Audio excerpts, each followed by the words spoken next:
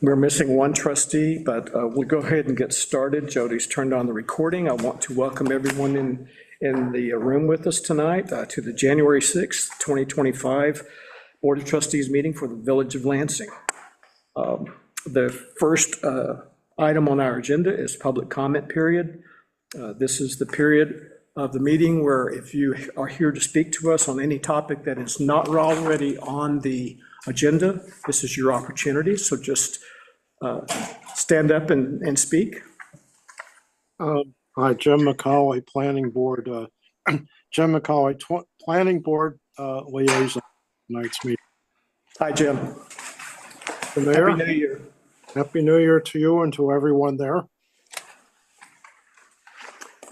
Is there anyone else? Sean. So good evening. My name is Sean Wozinski. I am first of all, I'm a Village of Lansing resident since 2013. I also have the privilege to be the cargo facility manager for the salt mine since that time as well. Total, I've got 30 years in mining, of which 26 of it has been with Cargill, and 22 of those years have been with the Lansing location. So I understand that there's a resolution that's being brought to the board tonight. Yes. Regarding the process that's in place already. Yes. Regarding a permit, mineland reclamation permit modification to change the storage water location within the mine. Yes. So really, I just wanted to be available in case there were questions from that. That's fine, John. Just be available for later if need be. When we get to that topic, you're welcome to speak. Thank you. Thank you. Is there anyone else? Seeing none here and no hands raised online, I will move that we close the public comment period. Second. Susan Ainsley seconds. All those in favor say aye. Aye. Comment period is closed.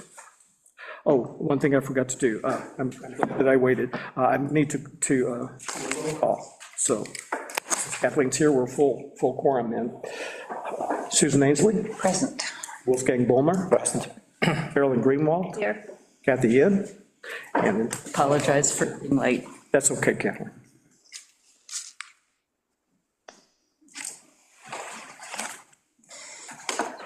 Okay, our next agenda topic is to approve minutes from our December 12th, 2024 meeting. I will move that we approve the draft minutes. Second. Susan seconds. Is there any discussion about those minutes? Kathleen? Yeah, in the corrected minutes, there were just a couple typos. One was an insert proposed, that change was made on 9165, on page 9166. The year is still incorrect. It's not a year, that's the number, that's the name of the report, the 1203. That's the name of the report, it's not the year. Okay, so 203 was changed to? No, the annual 1203 report, that's the name of the report.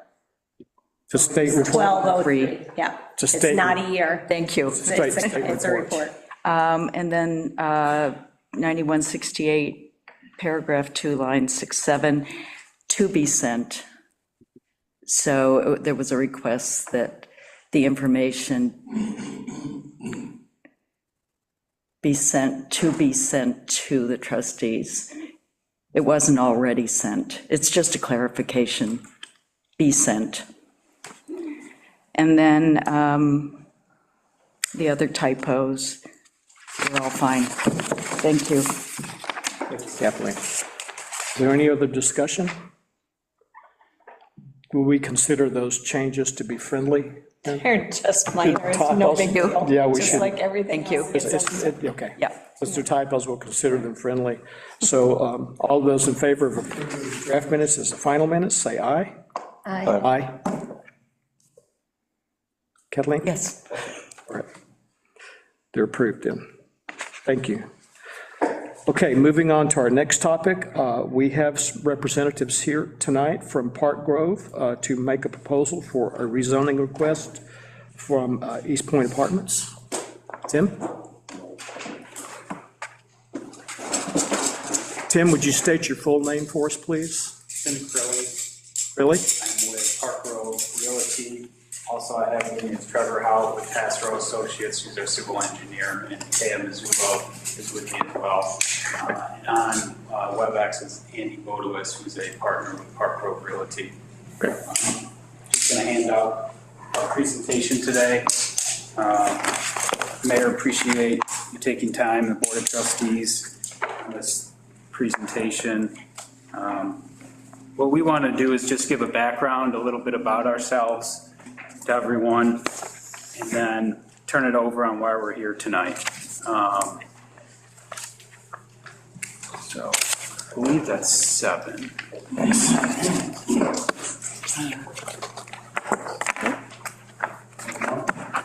If you need, I don't need it, do you need a presentation?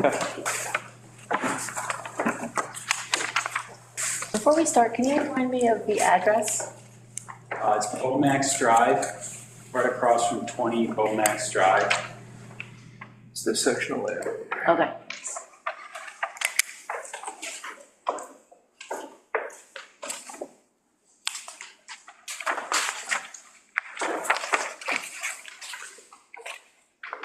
So I'll just start it off here. Again, I want to thank everyone for their time. Park Row Realty has been a developer, owner, and manager of property in this area quite some time now. We have a substantial presence here. A lot of what we've done over the last, I'd say, 5 to 7 years is really grow our portfolio both on the multifamily side and the commercial side. And a lot of what we've done and what we've really, I think, is our secret sauce or success factor is creating projects and communities that are really value add. We're long-term stakeholders.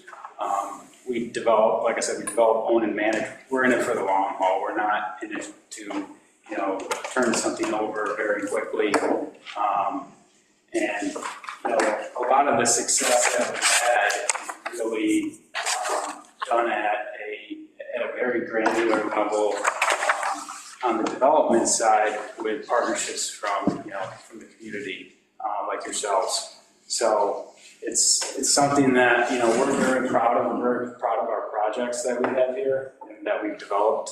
And we're also proud of the presence that we have. We have a very strong staff that supports these projects, and we've done very well. And we're excited to talk about this project today. Andy, I don't know if there's anything that you want to add to that. No, I think that's great, Tim. I mean, I think, look, we really appreciated working with the village. Must be 8 or 9 years ago when I first came in for the approvals on East Point. And, it was a process and if you kind of go back and from where we started and look where it is today, it all kind of turned out to be what we said it would be. And that's really important to us. We're looking to, as Tim mentioned, create partnerships with the communities we're in. We want these to be long-term assets that appreciate and value for us, but also appreciate and value for the community. And we're confident that's what's happened at East Point. It's also, I think, very easy to say that's what's happened at Trip Hammer Apartments, which was we bought and completely redid, which used to be called Chateau Claire, by the way.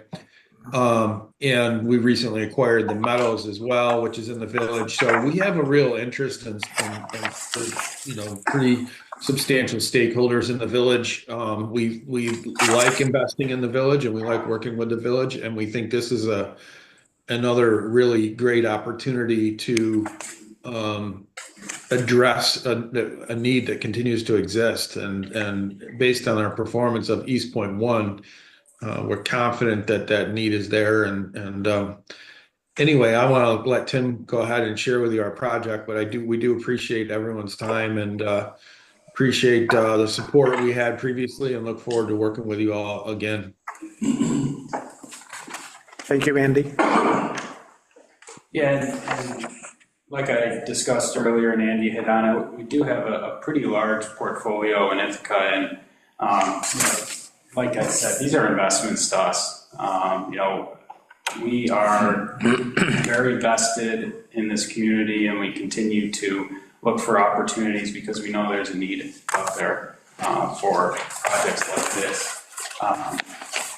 So, you know, what I want to do now is just talk through, you know, just the site plan itself and a little bit about the project. And our goal out of this meeting is really to get your support at the end of the day to move forward with this project. That's important to us, and we can talk a little bit more about that. What this really is and how this came about was really an opportunity that presented itself by BorgWarner. They approached us. They are the parcel owner we're discussing right now. They are the current owner that we have a purchase agreement with.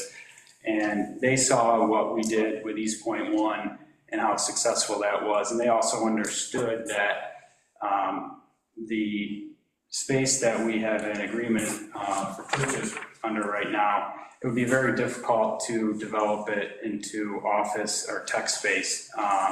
So we feel that, and I can turn it over to Trevor in a minute, we feel very strongly that this is the right location for it. And what it really is at the end of the day is just the second phase of this development. It's something that, you know, we've given a lot of thought and consideration to it. You know, there's a demand in the area. The East Point project, the first one's done very well, and we feel very strongly that, you know, this will do very well also. So what we have here is just a site plan. There's 13 buildings. Each building has 10 units, so right now it's 130 units is what's shown on the site plan.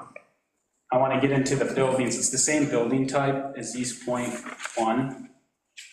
And on site, you also see there's a number of amenities, including pickleball courts. There's a pool, and there's a cabana area, and there's plenty of green space as well. These 10-unit buildings have done very well for us. And when I say that, what I mean is, a lot of the tenants and the residents, they provide very strong positive feedback on these. There's a number of amenities which I'm going to turn over or discuss in a bit, but I just want, you know, Trevor, just to give a little bit of a lay of the land in terms of, you know, the site plan and then the current zoning environment. Thank you, Tim. Good evening, board. This is Trevor Howe, Pastor Associates, civil engineer on the project. So as you can see from the site layout, it lines up directly across Bomax Drive from the first East Point development. We are able to line up our access drives similarly to the first development with the main access directly across the road from the main access of the first project and an emergency access across the street from the emergency access on the second project. In addition, we have plenty of room for stormwater.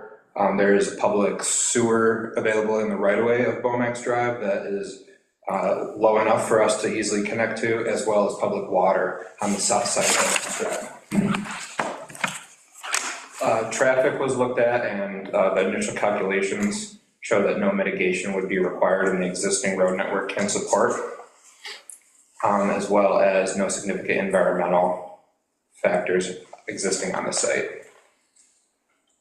The existing zoning is business and technology district.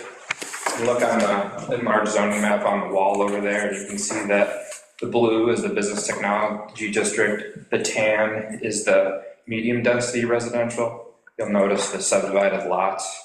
And then in the orange there, which starts buffering it between Warren Road and the medium residential, we have our high density residential district. We'd like to extend that district across Bomax Drive for this development, and that will create a transition to buffer the industrial business and technology district to the medium density residential district. This is also not spot zoning because of the existing high density residential that exists across the street in the first East Point project. So, long story short is what he's saying is, it makes sense from the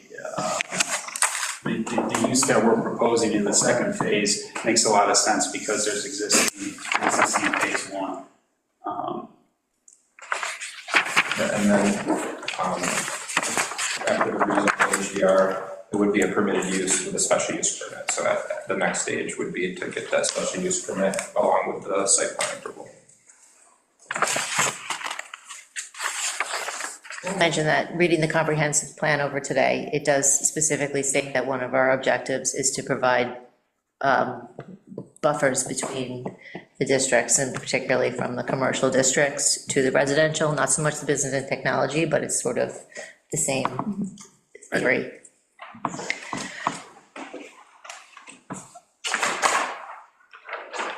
When you built East Point, the original, did we have our sidewalk law?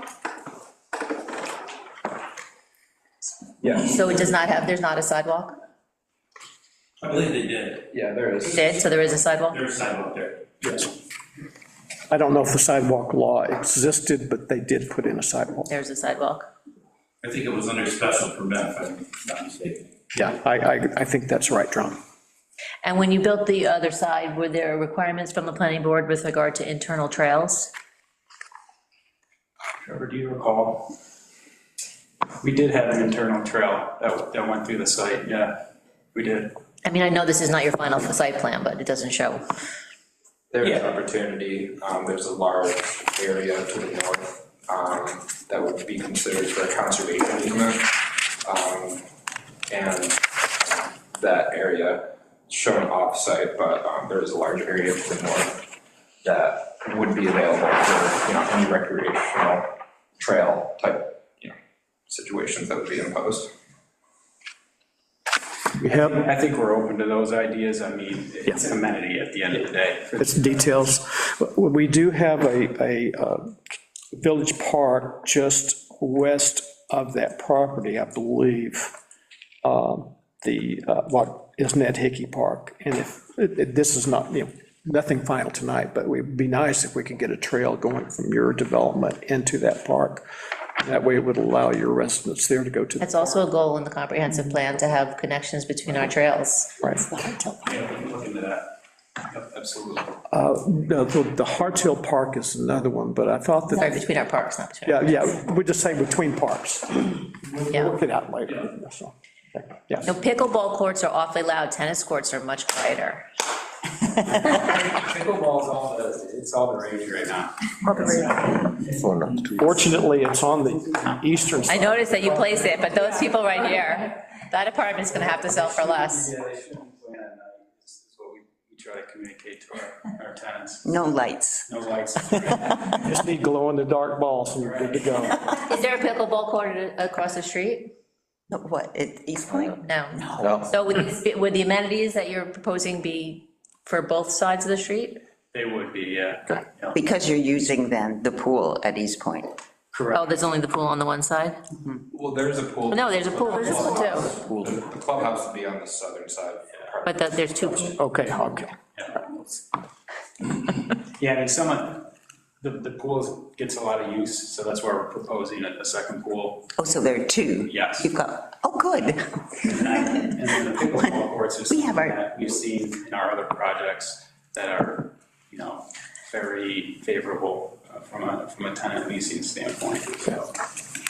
I like So- pickleball also, just saying. That's just a little bit on the site plan. I did want to talk a little bit about the buildings if you aren't familiar with them. It's what we call a 10-plex building. It's 10 units in the 10-plex building. It's a mixture of 1, 2, and 3 bedrooms, which is nice because it caters to a lot of different demographics.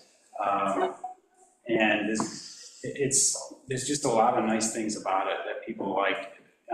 There's private entryways. Each unit has its own driveway. There's balconies, patios. And the finishes inside are very high-end.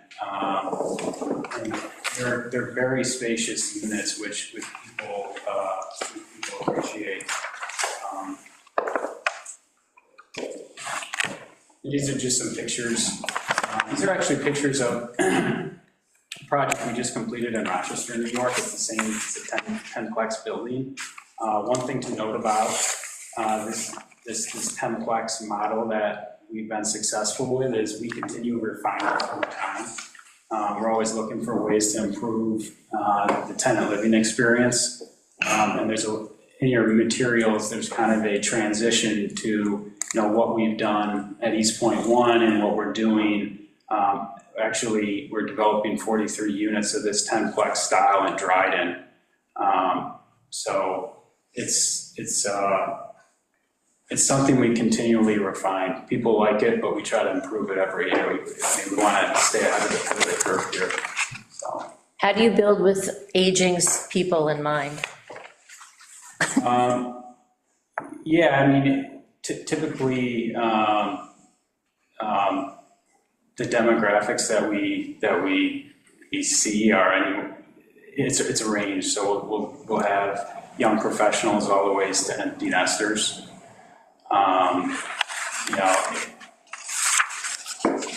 There's The garage entrances, yeah. every unit has a garage entrance, and 4 of the units are on the first floor. So I was wondering, I was going to ask that, those if will any cater to the older units. demographics. What are the differences between phase 1 of East Point and the proposed phase 2? I'd say a lot of it is the exterior finishes and interior finishes. They've been upgraded over time. These buildings will keep in, they'll follow the green building stretch code. So they'll have the latest and greatest of that. It's the addition of the pickleball court, in addition of the second pool. Those are really the differences. Differences, okay. So how will that affect the price? Like, what pricing are you anticipating? It's very similar to East Point right now. The pricing tier. So just for those who don't know what current pricing is at East Point phase 1, Yep. Can you share it with us? 1 bedrooms are around 2,400. 2 bedrooms are 28, and 3 bedrooms are 34. Thank you. And again, we've done our market research on this stuff, and feel very strongly that there is a demand, and occupancy at the East Point 1 project has been very stellar, over 95% since it was constructed. So more than the design and the details, the question tonight's really legally about rezoning. So Natalie, do you have initial? I would agree that it's not necessarily spot zoning just because you may be rezoning one parcel in an area, so long as it's analogous with the surrounding parcels and it fits in the character of the neighborhood, which it does with all the other high density, not only East Point 1, but you see there's other high density along the lines, and it creates the buffer between business and tech and medium. So offhandedly, I don't think it's immediately spot zoning. There's some factors that we would look at to further consider that, but I don't have an issue with it offhand. Is that something you want to consider further? It's similar to what we did with that swim club parcel. Over on Uptown? Uptown Road, when we rezoned Uptown Road. Yeah. A very similar process. It's similar set of circumstances. The circumstances for East Point 1 were very similar too. Yeah. It was originally BTD. And the other, in terms of village planning and comprehensive plan, following is always that there's a housing crisis and that the need for housing is not unapparent to the county and the village. No. The biggest thing for us tonight is really getting your guys to buy off and sign in on this second phase. there's a substantial investment with these projects that go up front. Hundreds of thousands of dollars in planning and legal fees, architect fees, and what we really want, members of the board and the mayor is, just a thumbs up to continue moving forward with this thing, and a strong sign of commitment to this project. I think we've been very, very vested in this community, and this is another opportunity that we're excited about to really dig in on and make a substantial investment because we think it will do very well. That would come from the planning board. The Well, the initial. Board of Trustees would be responsible for the reason. Yeah, that's the part that we have to consider tonight, And, or ever. yeah, we can start that discussion tonight. We won't be voting on it tonight. We'll probably still have to have more discussions. John, Courtney, can I ask you a question? John is our DPW supervisor. Do you see any issue with laterals into the sewer system or water supply? He said that it was deep enough. I'm skeptic of it. There's one down at the corner of Norway and Beaumont for sewer. I know there's quite a slope up to that lot, so there could be a little issue, but I think they could probably get it accomplished. So do you think that definitely, and as part of Park Grove's preliminary process, a good engineering study of both the water and the sewer lines is necessary? I don't see too much issue with the sewer. I think one of the minimum criteria we're gonna have them do is a flow meter on this one, so we can calculate see the flows coming out of it. There's some issue with some potential I&I with the other development. I've let it known at the head office. I see more of an issue with the water than anything at this point here. Okay. Coming from the town of Lansing with Village Circle, but I'm sure they'll capture that with all the studies. Right, okay. Just an issue for you to take into consideration, two issues. So, Yeah. thank you, John.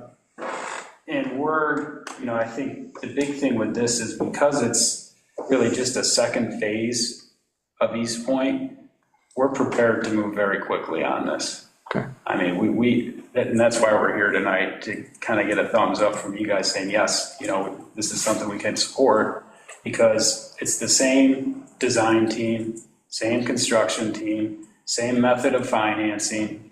So it's something we can move very quickly on. I mean, it's, like I said, it's something that is a priority for us as an investment in this community, so. Okay, all right.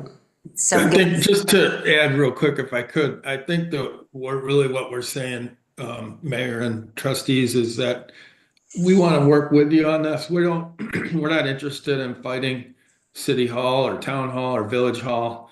That's just not how we do business. And we want to know that this is something that you want us to move forward with. We're not asking for you to do a formal vote or anything, but before we decide to move forward, as Tim mentioned, and move at a pretty fast pace and start, really getting our professionals working diligently, we want to know that this is something you want, because we're not interested in going through the process and having it be a,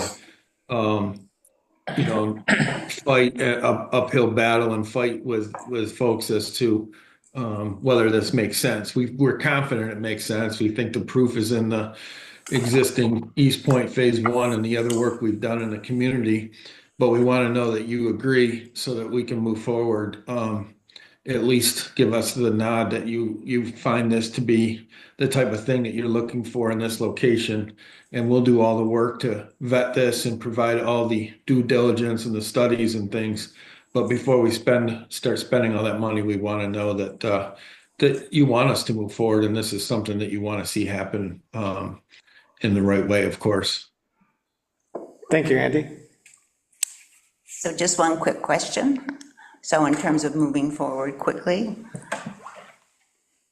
when are you going to break ground? Given. She's ready. Are you moving across the street? Yeah, be interesting. No, they might increase my rent, and I'm really happy with my apartment. These things take time. Our goal would to be in the ground by summer. Okay, Right. well, that gives us a timeline as well, the planning board and the trustees to consider. Are the trustees comfortable with giving a first impression of this project tonight?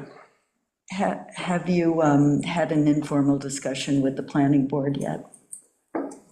We have not, no. Something we can certainly do. I think many of the members of the planning board are zooming in, if I'm not. Not tonight, I'm not sure about Three of tonight. I think we have Lorraine and Jim. I think, Okay, I we've don't got see her several. up there anymore. We have No, she's several. on there. Oh, you just can't At see the her. bottom. Lisa's there, Okay, or she was, unless she Okay. left. so how do the trustees feel about giving a first impression tonight? Well, certainly, from my point of view, having lived at Park Grove, Phase 1 for 5 years, Okay. I'm okay with it, yes, and certainly in favor of Okay. moving forward. Thanks, Susan. You're welcome. Wolfgang, do you have an opinion? I have always an opinion, but. And you know, I live down the street from East Point. So, yeah, let's say I'm not necessarily 100% in favor of it, honestly. What's your concern? Well, right now I have a lot of dog traffic, dogs in my front yard. This one here will be even more of that. You have a lot of cars driving pretty fast through the neighborhood, coming from up there. The stop signs are basically, as we say, for the cats. Nobody stops there. So you have some issues with that, and it really changed the character of the neighborhood completely. So now I would say East Point 1 was probably the breakthrough. Everything is already done, so whether there are 130 more apartments or not, probably not that big of a deal. But yeah, and I'm always against destroying wetlands and forest. So that's just my position. Thank you. Carolyn? I think that it's in keeping with the comprehensive plan to create buffer zones between districts. So for that reason, I would support Okay, specifically the rezoning, which is our question tonight. I agree. Kathleen? All our decisions are based on the comprehensive plan and the update on that.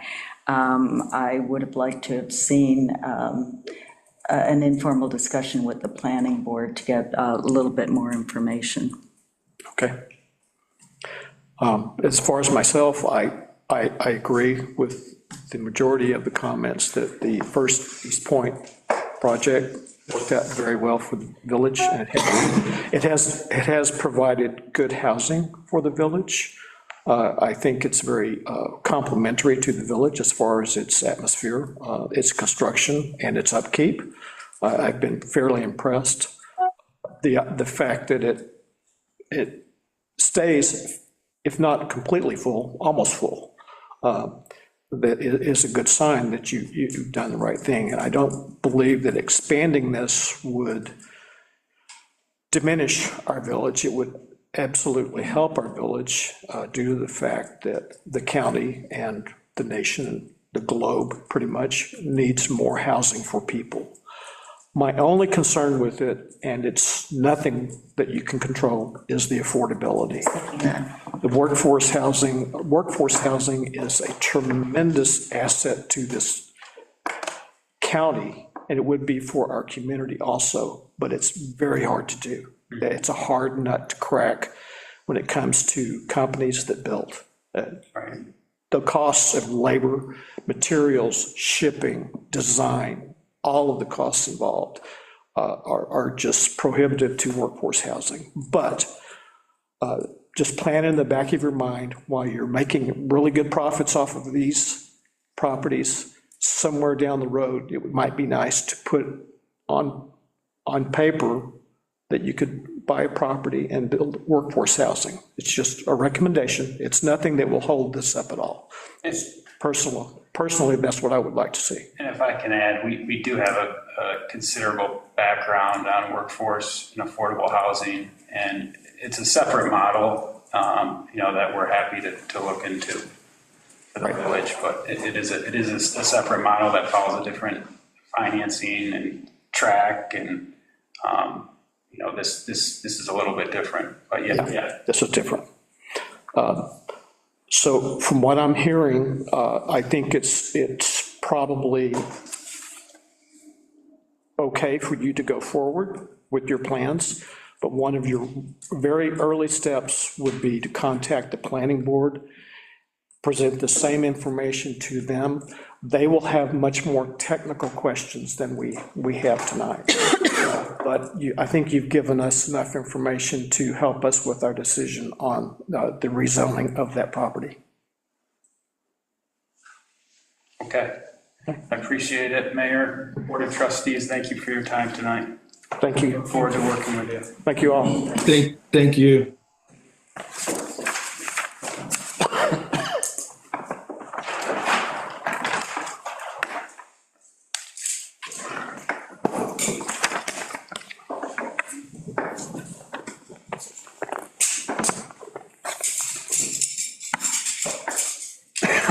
Okay, moving to our next topic. This will be a presentation by John Dennis and Sean regarding John's proposed resolution for the Board of Trustees to consider regarding the Cayuga Lake, Cargill, and DEC. John has provided for us the draft resolution. We received a total of 3 versions. We have, I think we have in front of us the latest tonight. We will start with John. John, are you able to share your desktop? Yes, tell me what to do. Are you in Zoom? I am in Zoom. Okay.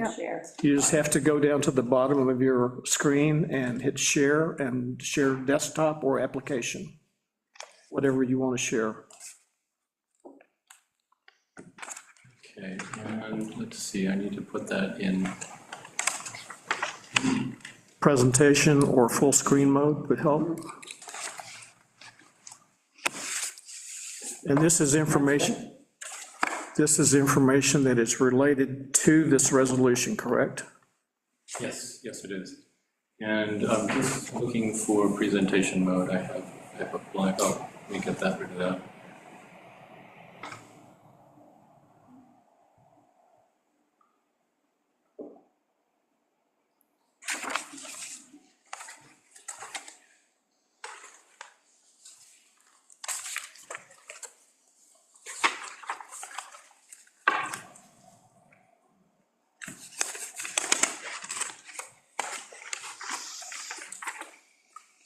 So this is a photograph of Cayuga Lake and the somewhat dated showing the Cargill campus, and which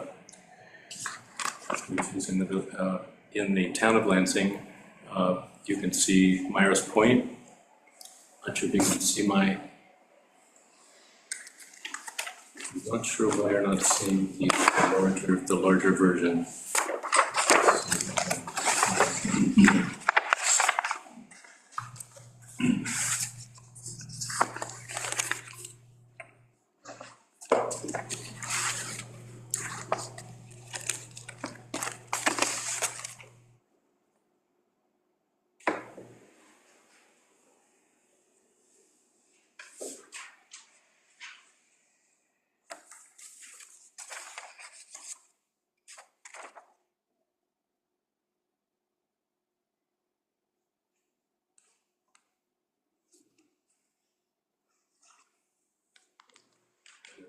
Zoom, we seem to have slipped out of the presentation.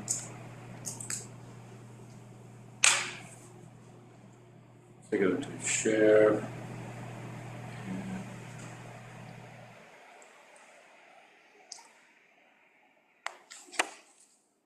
Anyone else know how to blow that screen up so it's larger? What application are you using?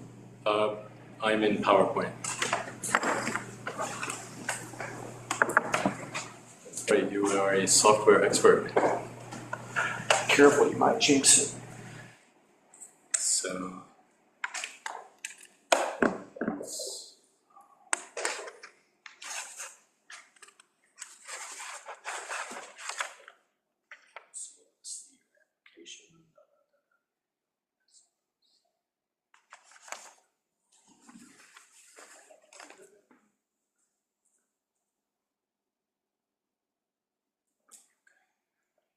It's displaying this as a video, it's not showing anything as far as a higher resolution screen. Normally, there's a presentation mode where it just Yes. takes up the whole. Isn't that icon at the very top left above the larger picture? Use slideshow? I use slideshow, yeah. Let's Okay, there it is. New icon, I didn't But recognize it threw us out. Nope. So, That's that not didn't it. do it. Oh, No, that didn't do it. That usually is what does it, but no good ski. it's like a share. I mean, I think it was. I think Zoom is preventing it from going through. The screen. There it is. Okay, that looks better. All right. That's what I think.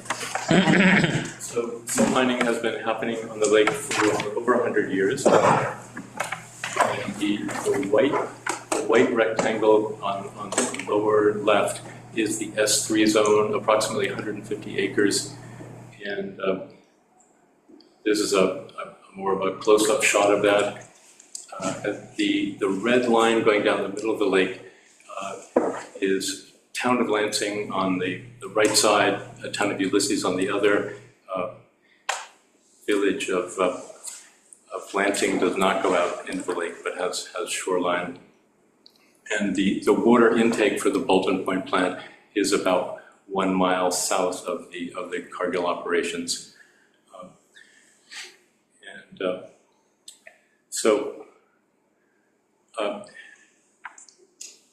This mine, it's been under the lake since 1984, perhaps sooner, and there was no environmental impact statement required by the DEC prior to starting mining under the lake.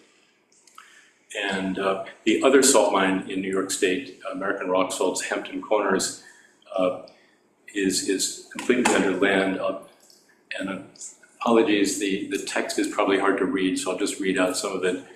Cargill is a much bigger company and is producing about 2.4 million tons per year from the Cuga salt mine versus almost double that, 4.3 million tons at American Rock Salt. Number of employees is now down to 165. Correct me if I'm wrong, Sean, at Cuga salt mine, whereas at Hampton Corners, it's about 400. The Hampton Corners operation is unionized, has 2 geologists on staff, whereas we've never seen a mention of any geologist being on staff at here at Pointland Point, or of Cargill geologists visiting from out of town. They do hire, plenty of consultants who come in and give advice. Mining under a lake, yes, for Cuga salt mine, no for the other salt mine, the other Roman Pillar salt mine in New York State. Water intrusion problems, possibly at U12.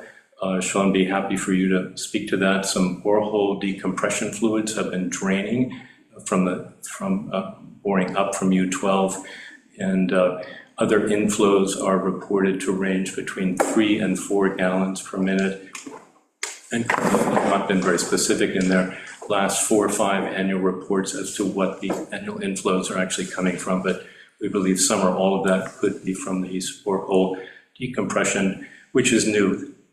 The term borehole decompression has never appeared in annual reports until the last couple of years.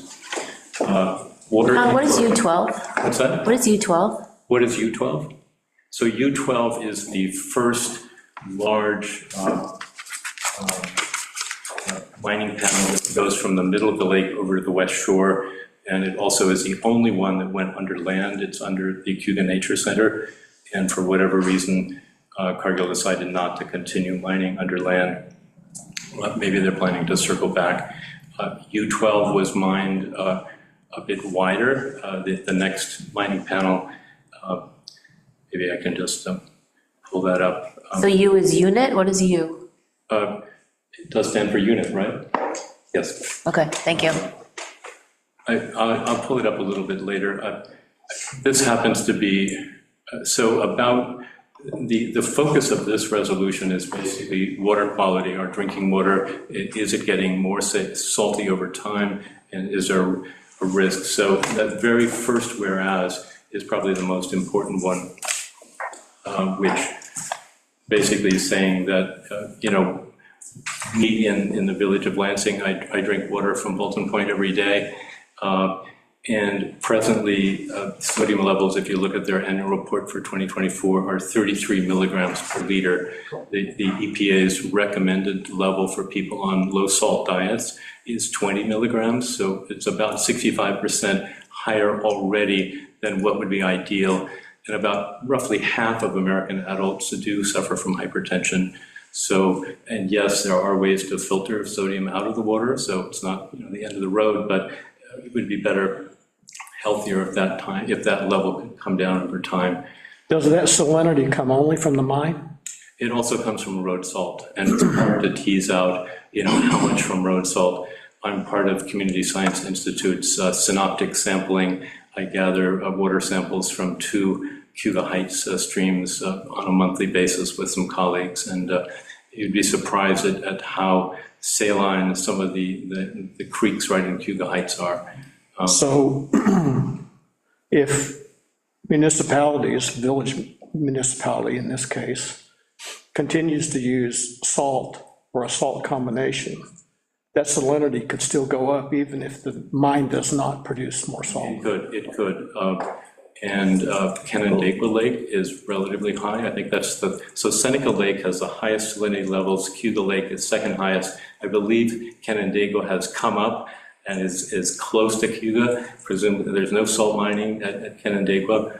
And I'm glad Sean is here because there is a rather, there's a relatively new approach to lowering the amount of sodium chloride used for de-icing, and that is to use brine sprayers. The state of North Carolina has done a lot of it. I could send all of you a recent newspaper article about how I believe I saw in that article that they were using a third of the road salt that they had previously once they shifted over. What it takes is a New York State-based organization. We've invited Phil Sexton down to Ithaca to talk, and he's more conservative. He says, well, you can lower the amount of salt needed to de-ice roads effectively here in New York State by about 30% or more. So one possibility is for town of Lansing, village of Lansing, simply for Cargill to pump it. Cargill, I believe, their annual reports back in the, help me, Sean, maybe 2017, talked about having put in a piping system to bring the shaft number one leakage waters to the surface. And then, of course, the question is, well, what do you do with them? It's expensive to run it through the ED program, and then you're putting the concentrated stuff back in the mine. So, why pump it up if you're going to bring the concentrate back in? But an interesting idea, and I'd love to sit down and talk with you sometime about that, Sean, is it turns out that the concentration of salt that's being stored, around 24% salt, slightly less than fully saturated, is just about right for spraying on highways. But my point is, yes, the focus of this resolution is to request that the DEC deny the permit for Cargill to work on the mine. And that denying that permit's not necessarily going to lower the salinity of the lake, because if salt comes from any other mine and we use that salt, it's going to just go right into the lake. Salinity will still go up. John, do we not already use brine solution on our roads? I personally witnessed the state use it, and I feel it's very ineffective. Okay. They pre-wet the roads, so you're basically, I forget the mixture ratio, but I think it's like 12 pounds per gallon or 7 pounds per gallon of salt to the water, gallon water, so you're already polluting it, you know? Yes. It does show it on the road a little bit when they drizzle it down, but I feel like it's not as effective. What I've heard is if it rains, right after you put the brine on, the brine gets washed right off, whereas if it's road salt, the granules will not get washed off. On the other hand, when you're spraying the rock salt, some of it bounces off right away. But probably we should, in the interest of time, stick to the resolution. Can I ask one question? Yes. With regard to what you were saying, I know I'm not going to be qualified to say that,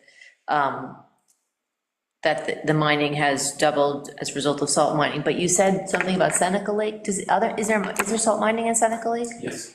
So the highest salinity is in Seneca Lake, also with salt mining, then the Kegel Lake, Canandaigua, no salt mining is also going up. Yes. Okay. Can I just add one thing there? Yes, Sean. This is something, there's DEC reports. There's I believe about to be a new version of an update. I know there's a DEC report that was printed in 1990. Well, actually, it's 2001, but it compared the salinity levels, chloride levels, in all of the bigger lakes compared from 1970 to 1990. And they went down drastically in both Seneca, Cayuga, and every place else. Now, he's absolutely right that Seneca and Cayuga were the highest. I have seen some updated data from the DEC that shows that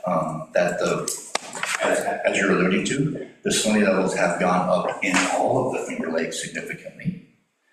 And particularly now, Cayuga Lake is no longer number 2. I believe it's Kinesis for their dogs, and Canandaigua is very close, right? So the salinity has gone up in all of the lakes because of the application of the road salt, I'm sure, right? So that kind of debunks the whole potential that just, the existence of mining is the main contributor to this, as you're kind of alluding to. Right. So it's just, again, there are the DEC reports that are out there, and that data is available. So I just wanted to say that that's not necessarily an accurate statement. I certainly do not know what the salinity was 100 years ago. Right. As it is compared to now, but the data points that I saw from 1970, 1990, and now as of late, would indicate that that's a false statement. Our earliest benchmark for the salinity would be approximately, what would you think the earliest benchmark? I really have no idea when the data was started to be collected. Okay, I was just, I don't know either, I'm sorry. No, to me, it's not a matter of reports, it's a matter of common sense. With every municipality that I'm aware of using salt on the roads, and the moisture that we have been encountering within the last 5 to 10 years, presenting more rainfall, even in the winter months, that's going to wash that salt, any salt that's on the road, down into the lake. And that's not at the fault of the mine, except for the mine creates the salt. But there is a model from the state that salt is purchased from mines and used on roads. And if the salt does not come from Cargill's mine, it's going to come from another mine. And the other concern with that is that if we reduce our sources of salt, and it's required that we use salt on the roads, that the salt has to be there for safety. It's going to come from somewhere. The salinity is going to increase, but the cost is going to go sky high. And municipalities will bear the brunt of that. And from our standpoint, my standpoint at least, I would not like to see the cost of salt to increase substantially, because that's expensive. The 2 salt mines in New York State produce about 5 times the amount of salt used in New York State annually. So a lot of it is being sent elsewhere. Sent elsewhere, yes. New York City buys a lot of their salt from Chile. There's salt coming in from different places. So right. I don't think we have to worry about any shortage of salt. When I was in the Green Star parking lot yesterday, it was just white. It was just solid salt. I've never seen so much salt applied. But I'm going to make a somewhat colorful analogy. The cigarette companies, when filters were just being introduced, there was quite a bit of reluctance, because a company was saying, well, if we put a filter on our cigarette, it's going to reduce the taste and people buy more of our competitors who aren't putting the filters on. I would like to see Cargill step up to the plate and say, we've got 450 million gallons of brine down in the lake, down in the mine. We haven't brought it up, partly because if Phil Sexton and What It Takes is right about their studies here in New York State, reducing road salt needs by 30%, that could mean the difference of this mine, which is old and inefficient, no longer being profitable.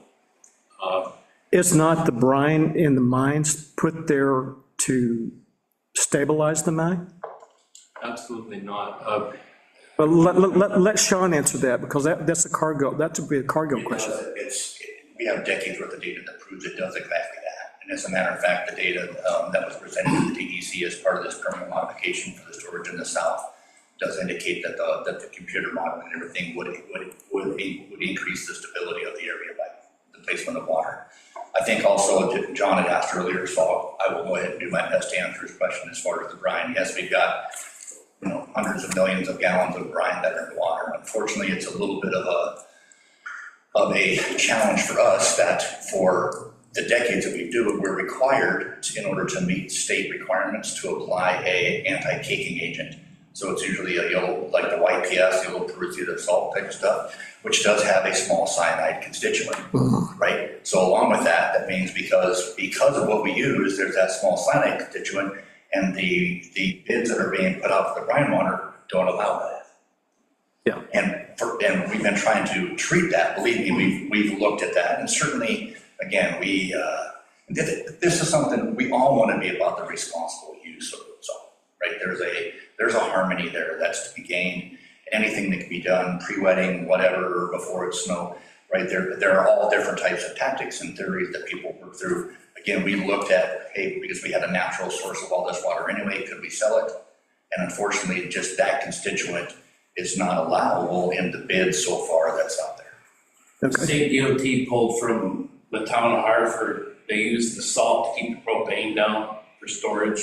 And once they pumped that brine fluid back out of the earth, it was considered fracking fluid, and they denied the future use of it. Okay. That just happened a few years ago.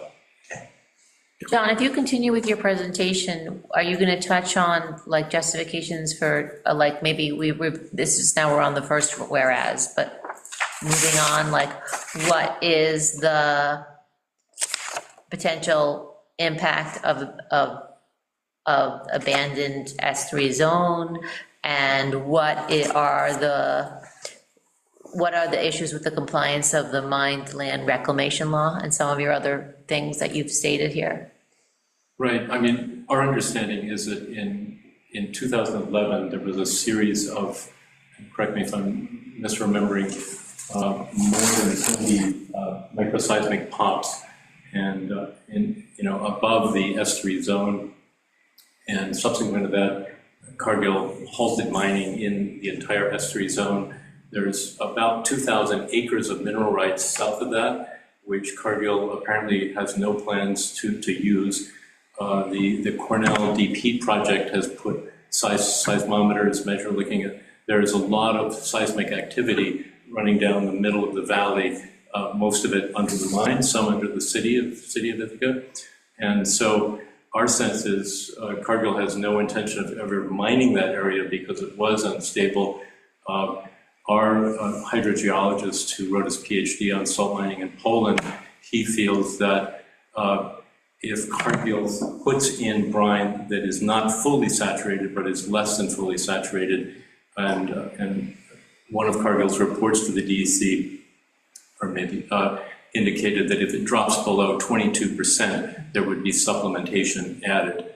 And so we've calculated that, if it does go in just at 22%, that's enough to erode 40 small yielding pillars in the first 2 years down at the very south end. So we feel that, and the Agapito study that I think you're referring to, Sean, references Once that area is fully flooded and there is hydrostatic tension holding up the ceiling, it does become more stable. Our concern is that 15-year period when pillars are being eroded by less than fully saturated salt. So there are stability issues for that 15 years it takes to flood it. Subsequent to that, everyone agrees that once you flood a salt mine, subsidence at the surface is likely to be less than if the mine remains dry.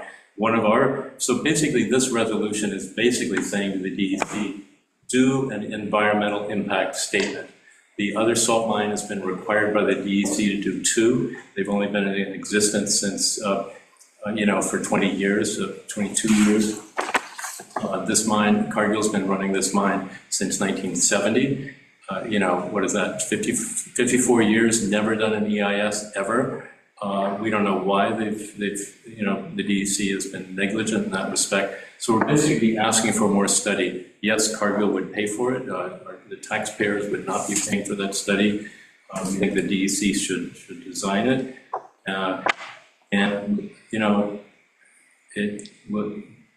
Let there be more study. I remember, Sean, when you were here previously, we were both talking, you carried in a 2-volume study that came out in 2000.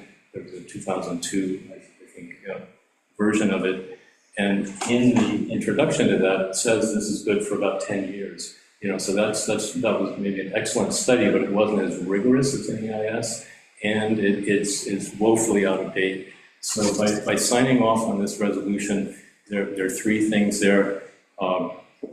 Rescind the negative declaration and say, yes, there does need to be an environmental impact statement. It's just a study, it's no skin off anyone's back, like Cargill pays for it though. Second, conduct a public hearing to allow the community input. There are plenty of substantive concerns. I think go into some of them in more detail. And thirdly, ensure that there is a reclamation plan. There are only a couple of paragraphs in this year 2000 study that was done by Spectra Environmental at Cargill's behest. And much of that was redacted. There are like 65 pages missing. So, that's no way. If you get an EIS, none of it's going to be redacted. The public has to see it. So, and this other point in point 3 talks about having an accompanying bond, an environmental bond. Presently, Cargill is required to post $3.5 million. Now, Cayuga Lake is invaluable.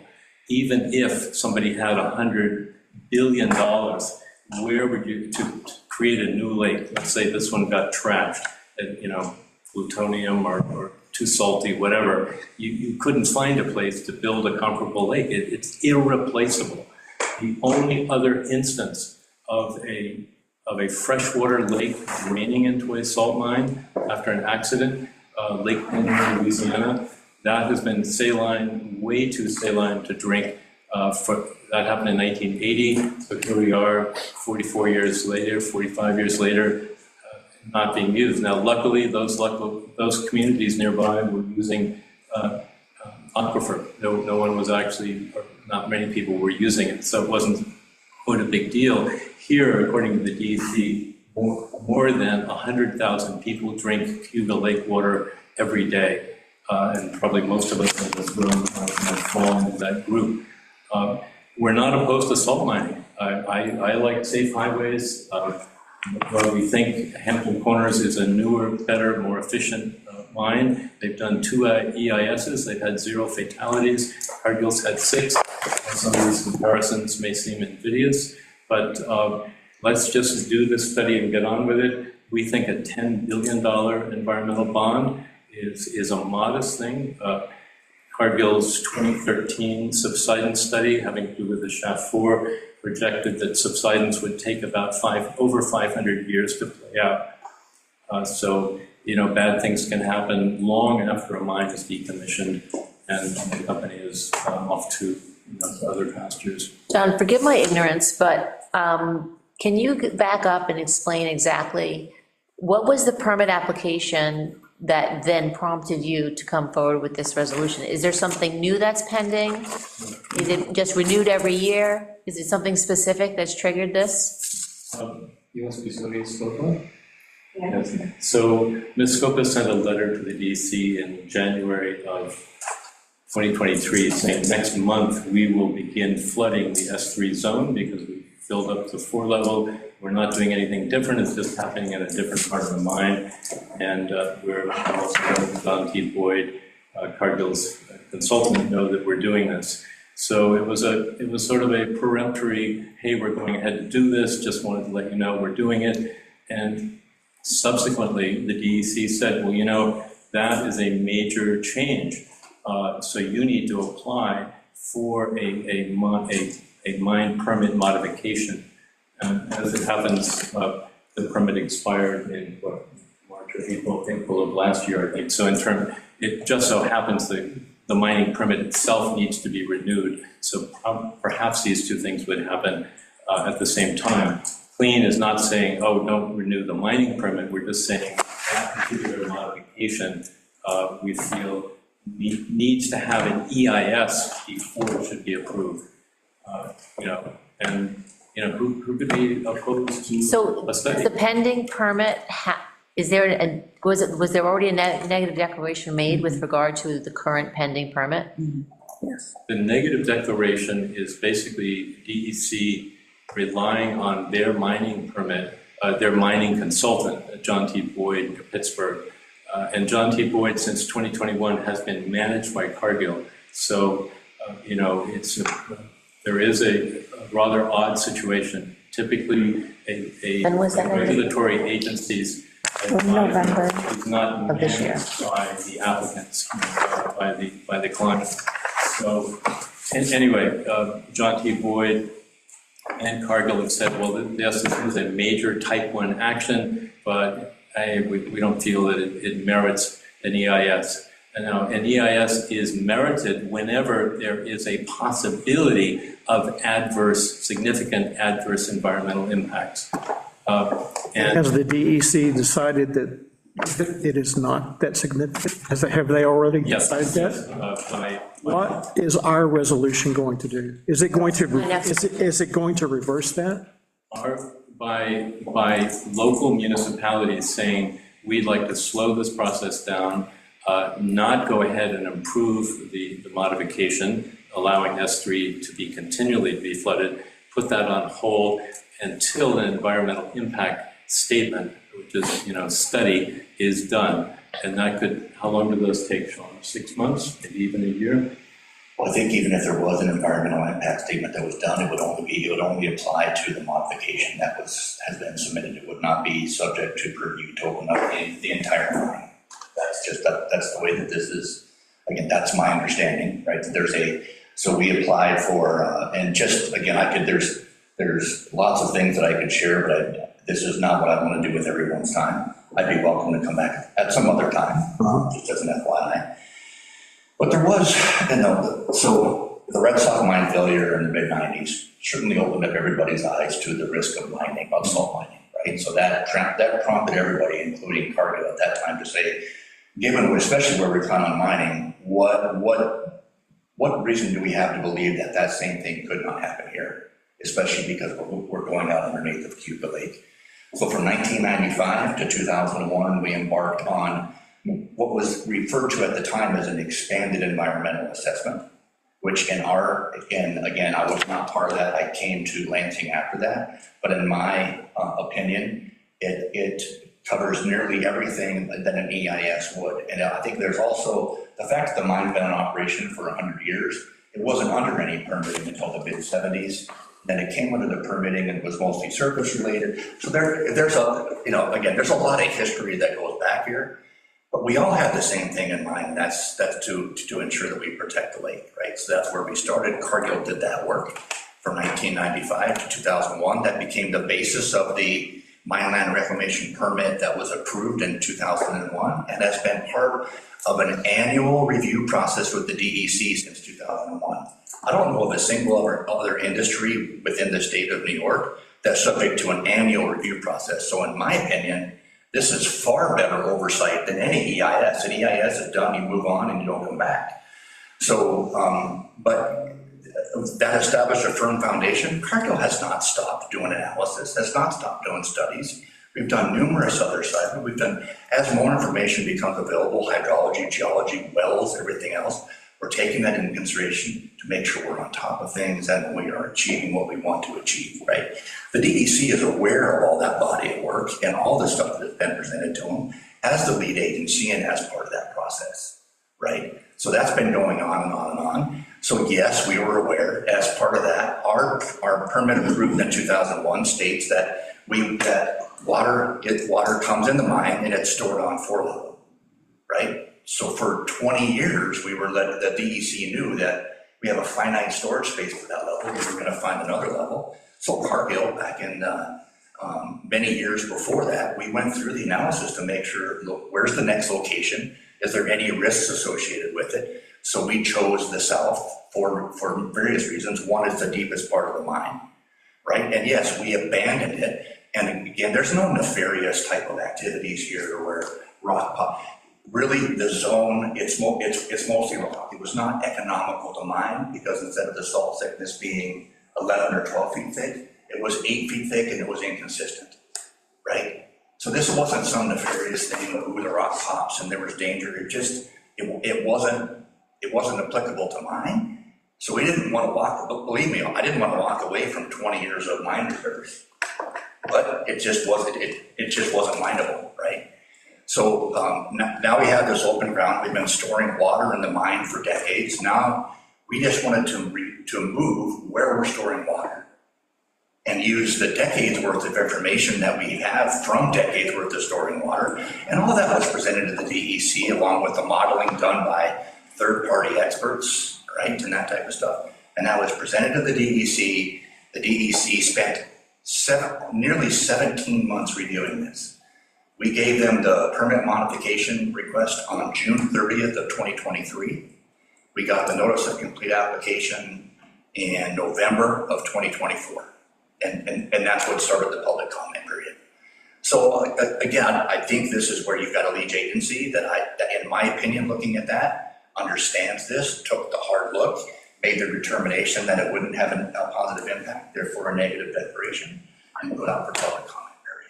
Speaking to your question that you said before, are there any situations where the DEC has issued a negative declaration and then later required an environmental impact statement? I mean, that's something that we wouldn't know. Well, the public comment period that's currently open is regarding the negative declaration. So I'm assuming if they have a public comment period for that, there would then be an opportunity to change that designation, though I was not able to contact anybody at the DEC to confirm the procedure. When is that open until?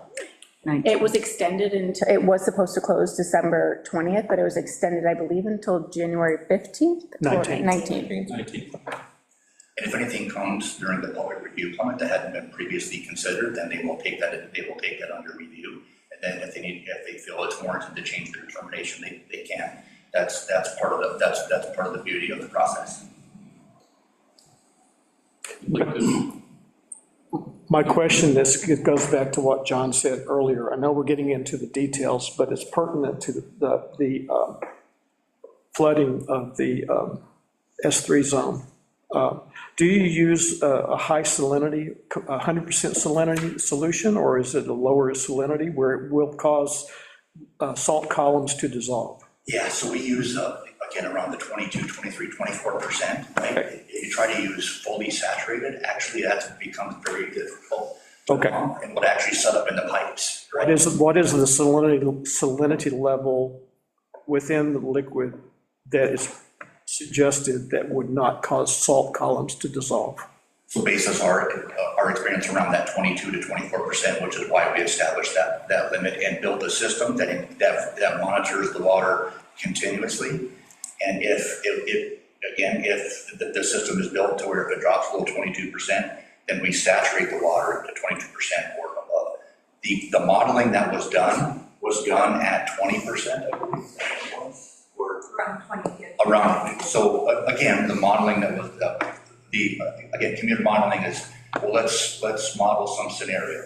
it was done at 20%, knowing that then that at 20% there would be a little bit of dissolution of the salt that would be there. So they took that into consideration as far as how much the salt will get eaten back in all directions as part of that process.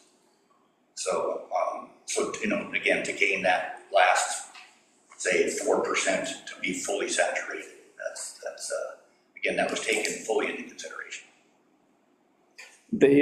So if we decided to pass this resolution and submit it to the parties who are listed at the end here, would this become part of a public comment under consideration by the DEC? That I'm not sure. I can't speak for the DEC and how all that works. Okay. The email address at the bottom on the back page there. Comment.kaigasalt. .kaigasalt that it becomes part of the official administrative record if you send the resolution to that email address. But to the third point here, what is the state's has the state provided any kind of a recommendation, a reclamation amount for Cargill? Have they said that the 3.5 million is adequate, or have they said that a certain percentage is?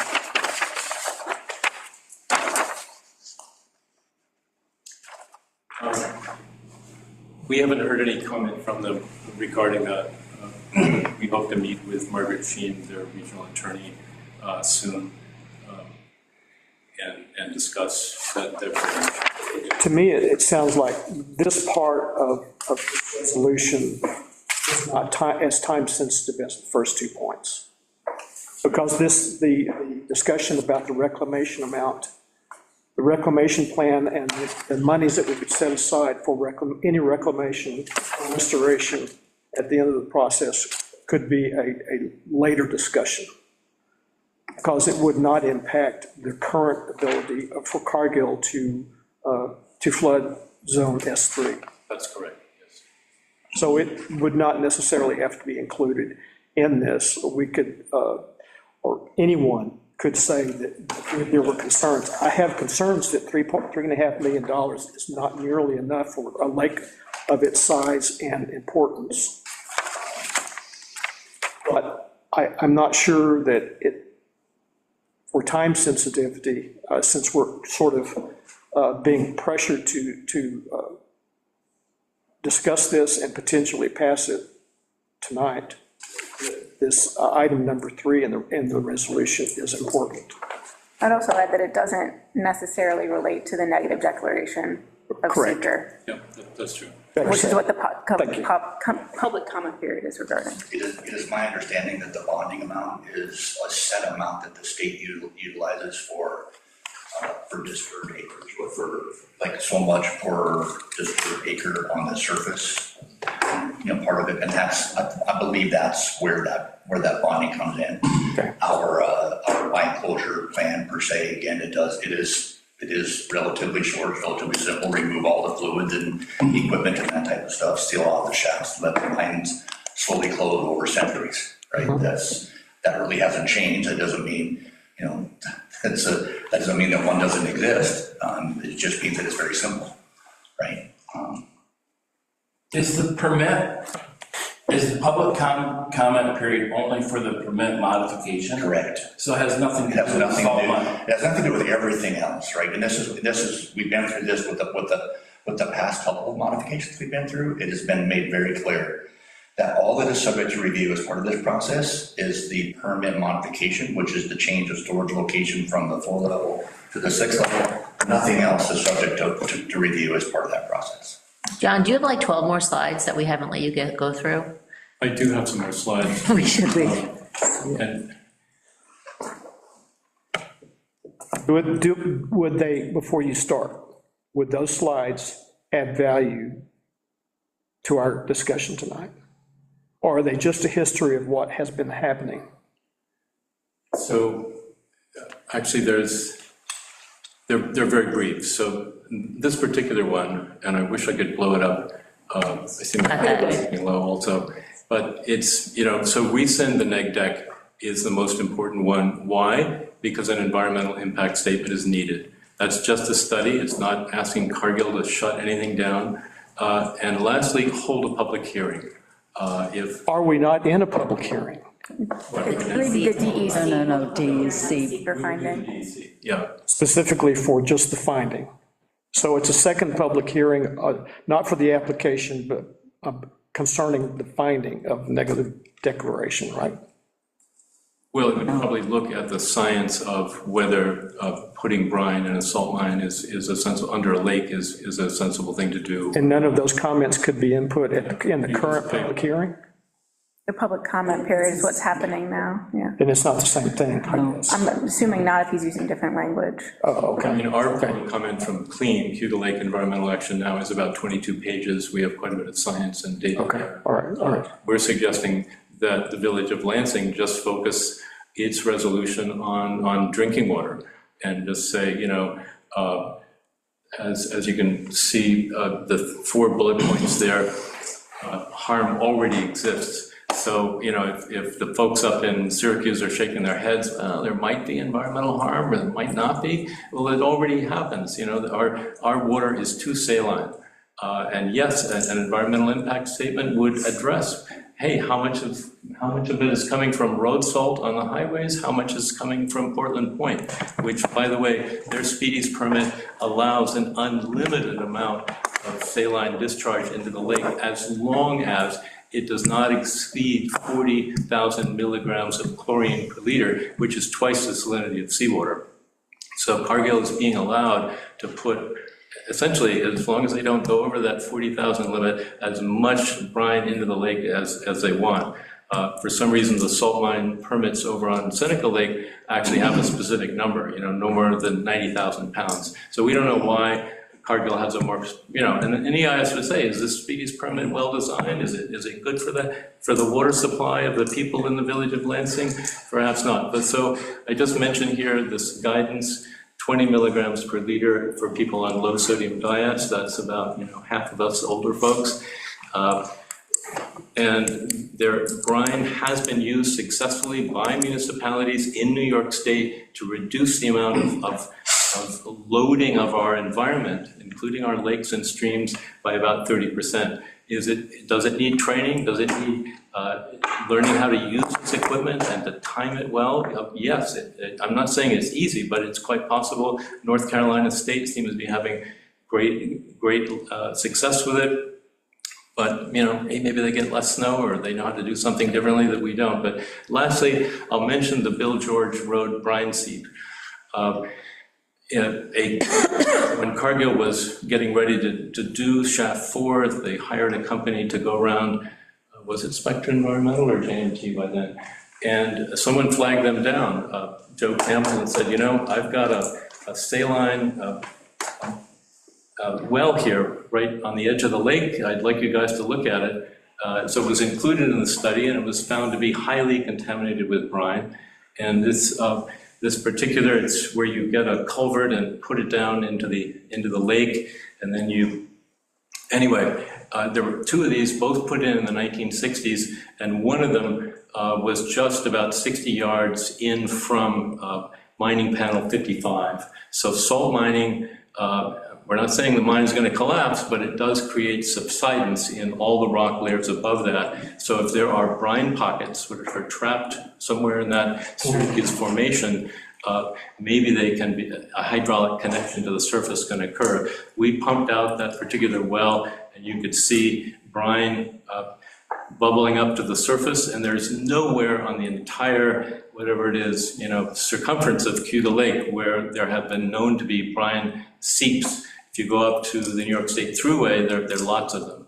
But this far south hasn't happened. So we're worried that if this may be just a one-off incident and the timing of this, the house that used this brine, I actually had it earlier. Just to put it in perspective real quick, though, a water softener produces about 53 milligrams per liter in normal drinking water. 53 milligrams 53 milligrams per liter of what? of sodium. Salt, okay. Sodium. And that's about 12.5 milligrams per 8-ounce glass, just to put it in perspective. And I think they're at 33. Thank you, John. Let's go back to the rest of the slides.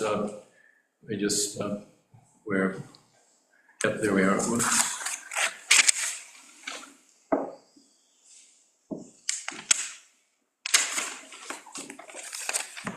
So I mentioned the Bill George brine seep. I don't know, so Cargill knew about this brine seep. Have you ever sent a scientist out there to sample it and look at it and question?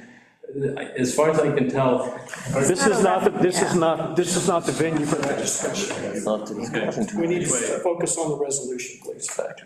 Sorry, Sean. There are statements in this resolution that I just feel fully inadequately, well beyond my professional expertise to state with the necessary certainty that I would have to make it. That being said, I'm absolutely concerned about the quality of the water, of the drinking water, and the salinity in the water, and the mining under Cayuga Lake, and the health and safety of Cayuga Lake.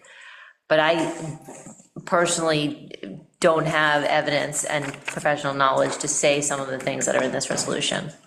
well, why not edit it down to something you feel comfortable with? And, basically asking for an EIS is like, gee, we have so many questions that remain unanswered. Let's get a third-party scientist to answer these questions for us.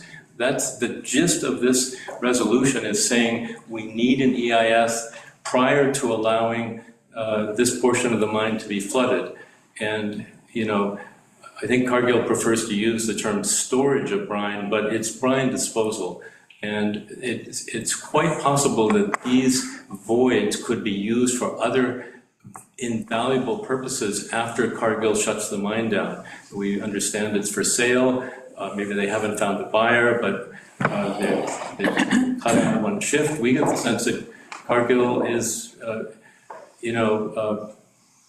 the CEO of Cargill would like to move on, that they want to get out of the salt business. So I guess my point is, let's get a closure plan. An EIS could just focus on S3 flooding, but it could also say, that those couple of paragraphs back in 2000, that's not enough. Would the shafts be just filled at the top, or would they be filled all the way to the bottom? Or should this mine be kept dry for other uses? Carbon sequestration, pumped storage. Massachusetts has a pumped storage. 2,000 feet of drop is a huge amount of drop. Think of if you had a turbine at the bottom of that, and you're pumping it up to a lake right at Cayuga Power there. You've got all the wiring. Anyway, there are various things that could be done with this. That's not the situation in this. Cargill, we're focusing on this mine tonight. Cargill is taking away our options to use these voids for other purposes by going ahead and flooding an important part of the mine, 150 acres, without having permission. Let me ask the trustees, would the trustees be in favor of a resolution that stated the Village of Lansing is in favor of the DEC requiring an environmental impact statement in conjunction with the application? No from Wolfgang. Nope. Can you share why? I don't have the background right now. I don't see any data. I see some more statements. It could be, it might be. No, I just be sufficient. need this 2-sentence, like a resolution. Okay, Just. I would just. I agree with you, it's The okay. DEC looked at it for 17 months, and I would say we had a public comment period that was extended one more time. I would just refer to the DEC, that's the lead agency. It's as simple as that, for me. Thank you. Kathleen, do you have an opinion? I do. I don't think a decision is warranted this evening because there would be some language changes specific to the public comment on the permit application. I think our primarily, okay, backtrack. Our responsibility is to the health and safety of not only the Village of Lansing residents, but the surrounding area.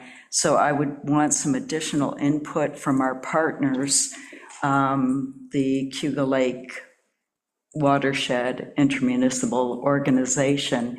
They have requested additional documents be made public and easily accessible. So I would want to see that information so that they could do a more technical analysis.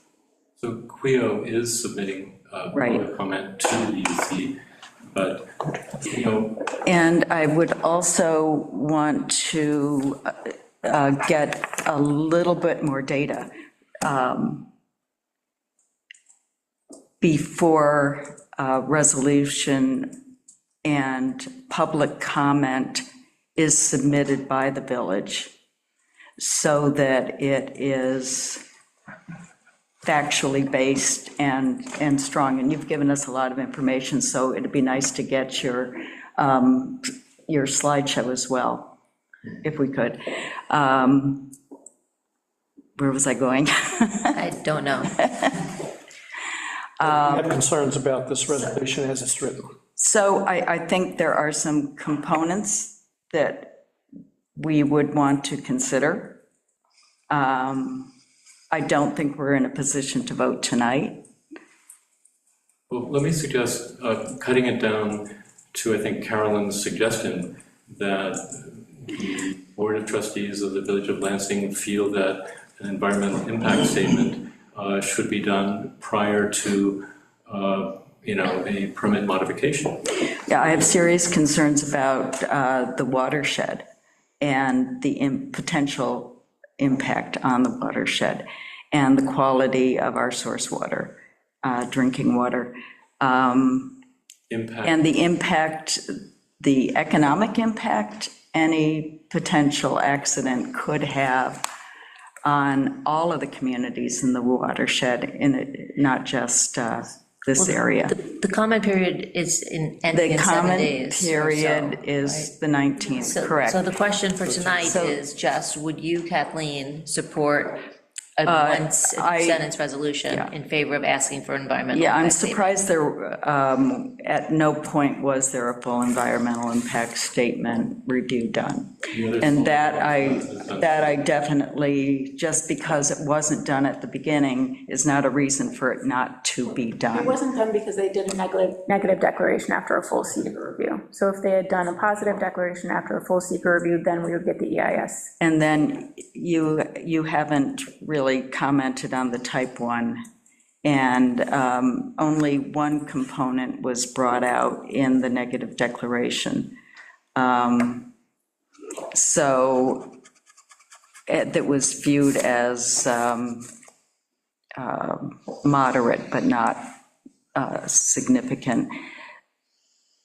So I would want to see a full environmental impact statement review done at some point, because. Do you want to make a resolution that says that, or you just want that? Because I want it too, but I don't know if I want to make a resolution. Yeah, I don't see a problem with having a special, one could have a special meeting. We can't The have a special trustees could have a. Lengthy meeting about it right now. What about you, Susan?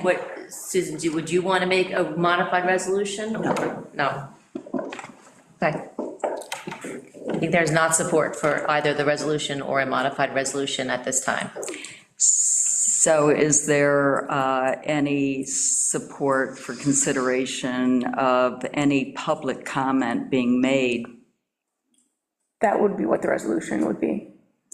Right, you could do it in a resolution form, or you could do it in a letter form from the village. Well, the resolution would be for the village to issue that public comment. Yes. You're also welcome to do so as an individual outside of. Right, and so anyone can, as an individual, submit a public comment. Yes, at that website on the back. That's the purpose of public comment. Yep. So What's your position? Well, there's not support for a modified resolution. There's a rush to even be thinking about it. I just started, this only came on my radar less than 24 hours ago. So for me, I can't do something that would be impactful in the time period that we have. But as I said before, highly concerned about the quality of the water in the watershed. Was this previously sent to us? Because I know the town took this up in November. When was this sent to the board? Like, I know we got it today, but when was it sent to you? I got it from him on Friday. So why would the town get it in November and the village get it 2 days before consideration? Or Bad planning on the part of Clean, I apologize. Well, I'm glad Clean is out there and that they've asked for what they've asked for on behalf of the citizens of its member organization. And I'm glad Quio is out there and that the village is a member of Quio. So in that way, the village has requested more information, so I'm happy about that. The town of Ulysses sent a letter to the DEC about the S3 flooding on October 26th. So that's, we focused on talking to them first because the S3 areas is within their jurisdiction. Makes sense. And they have, a zoning ordinance which does not include, flooding. And part of the argument is is it grandfathered? But, I think the argument goes that the flooding of part of the salt mine is not essential. You could be pumping water to the surface. The other salt mine pumps all of their shaft leakage waters to the surface. It's, in fact, Sean, do you know of any other mines that do? Yeah, it's one All American Rock Salt that pumps all of it and discharges it directly into a river, and that just happens to be there and uses dilution for their pollution control. That's not a solution I would like to see. Exactly. Quite frankly. Yeah, exactly. So it's, that's that's how American Rock Salt gets by their environmental responsibilities. Oh, I'm with Carolyn. I don't see any support for this resolution. And at this time, I don't see support for a more precise resolution, just to consider the environmental impact study. So I would recommend that we table this resolution. I probably would need a second. Second. And a vote to table. Aye. Aye. Okay. Thank you, John. Thanks, Sean. Thank you.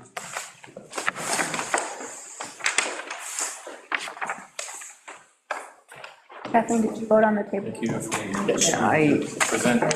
I was going to make closed. Do you want to record it? Yeah, my position would be I couldn't vote on it as written, but I would. Have a good night. A special meeting to consider it. But for the vote to table, is it a yes, no, or abstain? Vote to table for tonight, yes. Yes. May I ask, are you open to the idea of meeting again before January 19th to consider a much simpler resolution? I would doubt it, John, only because our calendar is already pretty full. So I apologize. If something comes up with future discussions, we will get back with something we can do. Tabling it does not completely kill it. We can bring it back for discussion, but at this point, I don't see it. Well, I'd be happy to email you and one, I'd like to apologize for not bringing this up a month ago. But definitely my bad there, and didn't give you enough time to really mull over these issues. But happy to send a vastly reduced, because there's never been an EIS on this line. It's really somebody in Albany just said, give them whatever they want. I'm concerned that there's nothing that we can do to change that, frankly. Right, yeah. But if you would send the slides, because it was very quick, that would be helpful. Thank you. There are some extra slides, because altogether, maybe they're 15. Thank you. So, No, and I should say. I was very interested in what you had to say, Yeah. thank you. yeah. Okay, thank you. Yes, she'll forward them to us. And I do want to say, I really appreciate all of you for the time you put in as civil servants, as voluntary people working hard. Thanks, John. Oh, thank you for all your work and the information you provided. Thanks, yeah. But I completely agree that it needs to be a watershed wide. And, I love the idea of possibly the Cayuga Lake, Seneca Lake, and Cayuga Lake watersheds all getting trained and implemented and funded to do brine spraying rather than road salt, if that can be found to be feasible. Anyway, thanks so much. Water knows no boundaries. Yep. Okay, moving on to the next topic, to approve the MCA yearly resolution that Jody has provided to us, the municipal cooperative agreement signature. This is related to, we have to provide an annual signature. We have to agree to sign this every year for the Greater Tompkins County Municipal Health Insurance Consortium, which I think has now changed their name to Consortium. So maybe next year they will change it.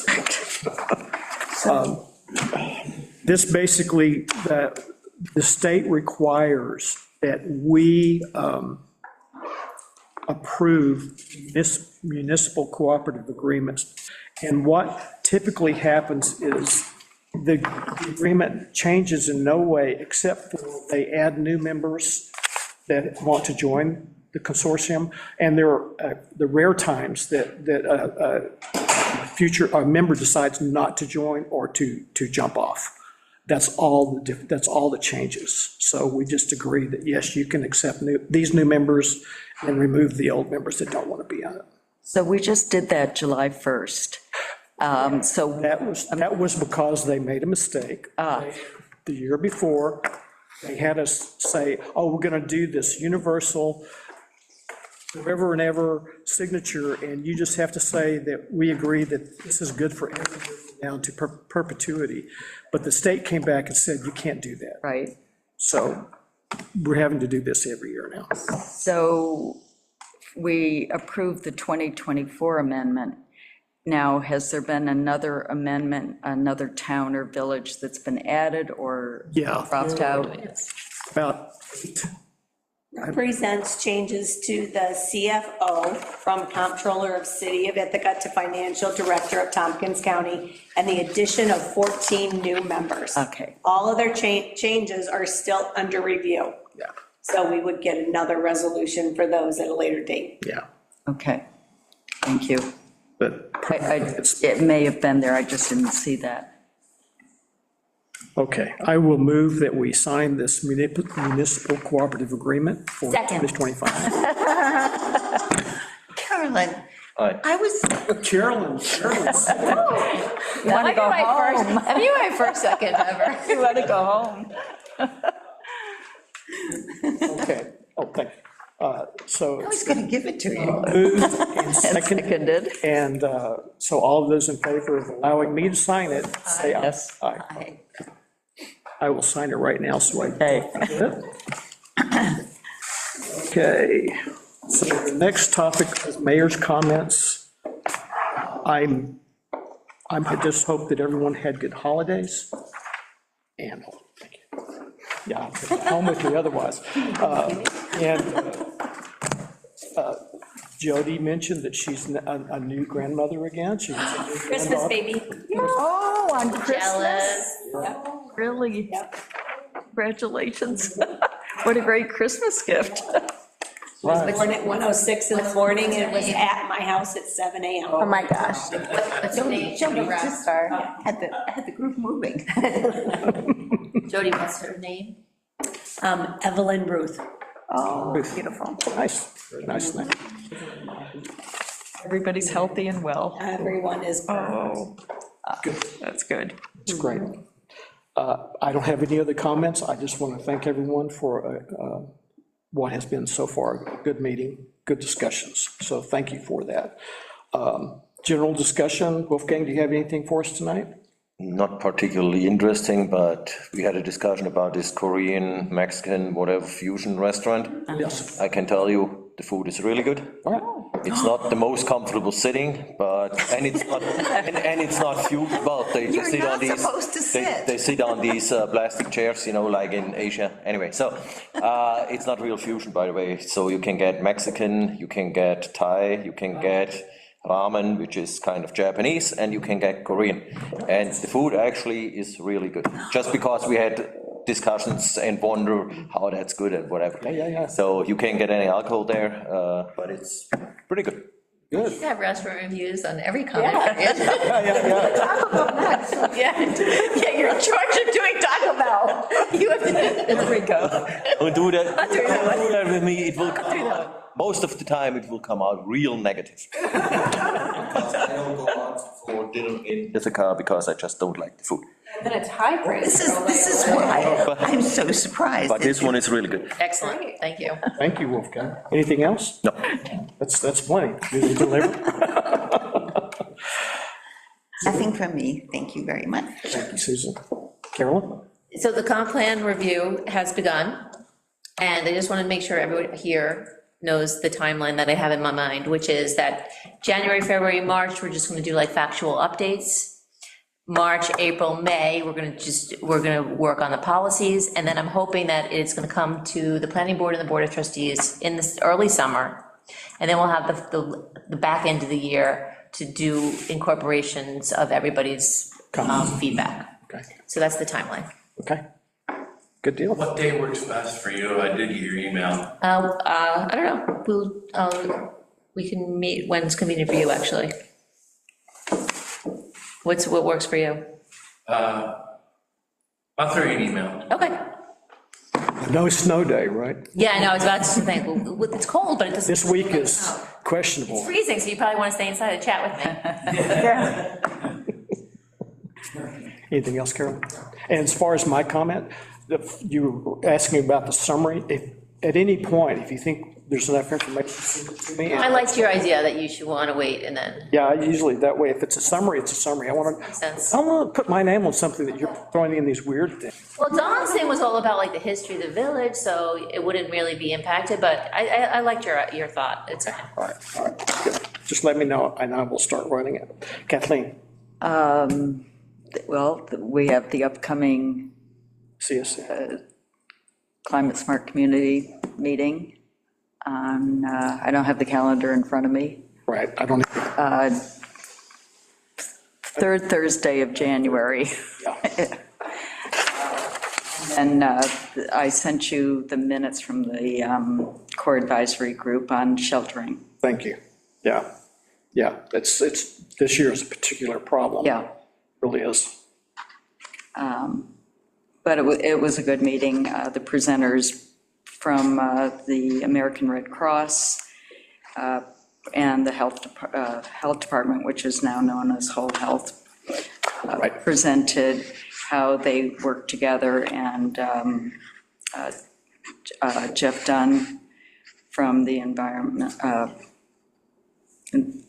Emergency Response Department gave an example of the brush fire that we had here in Lansing, and how everybody was in coordination, even though they didn't have to issue an alert, an evacuation alert.